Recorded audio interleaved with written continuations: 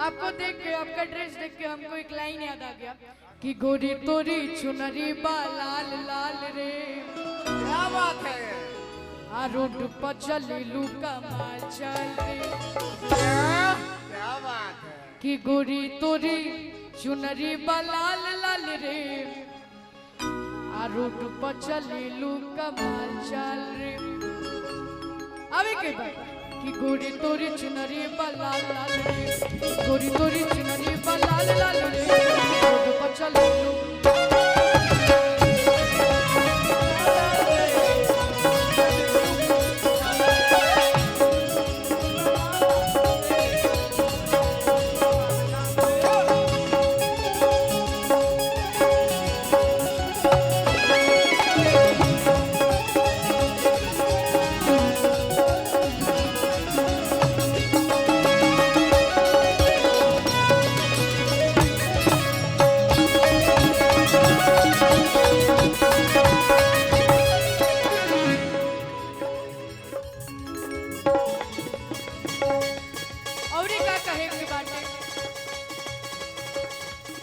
जवने कल जवा में कर लू पढ़ाई।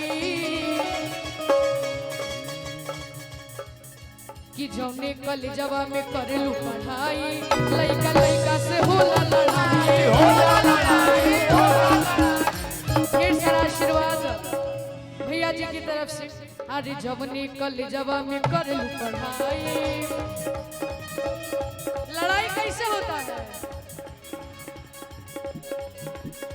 लइका लइका में होला लड़ाई, होला लड़ाई, होला लड़ाई, होला लड़ाई हो। अरे जवने कली जवा में करलू पढ़ाई।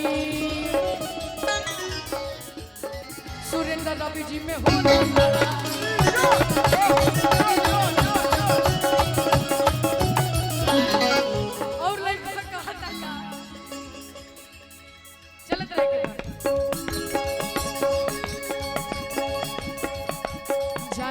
गोरी तोरे लाल गाल रे। जान मारे गोरी तोरे लाल गाल रे। रोड पर चलेलू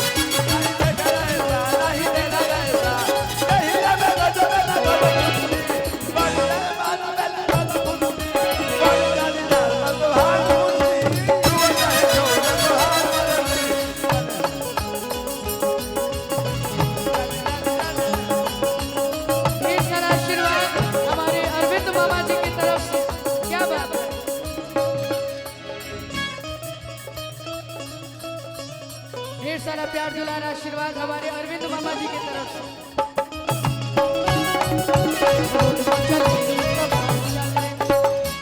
और क्या कहे के बात है? हम सब लोग की टीम में यहाँ पे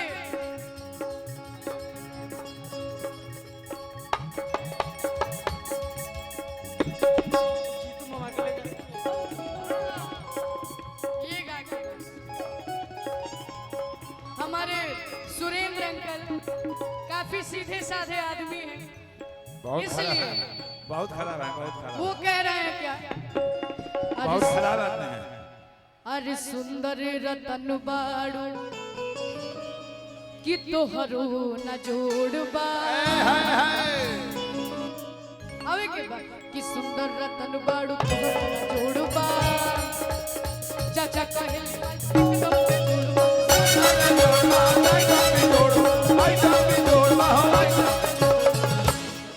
अरे सुंदर रतन बाड़ू तोहरो न जोड़बा।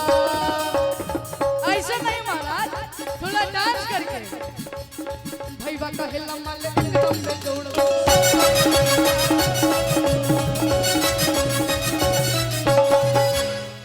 अरे जान मारे गोरी तोरे लाल गाल रे।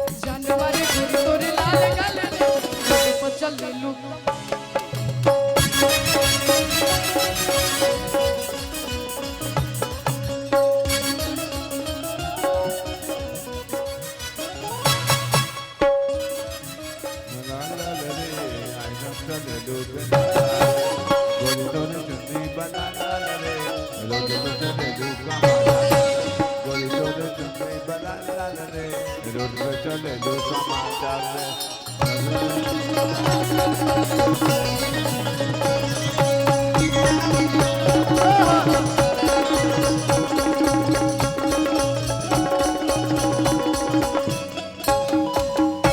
और आज हम जिनके माध्यम से यहाँ पे आए, हमारे जितेंद्र उर्फ जीतू नन्ना जी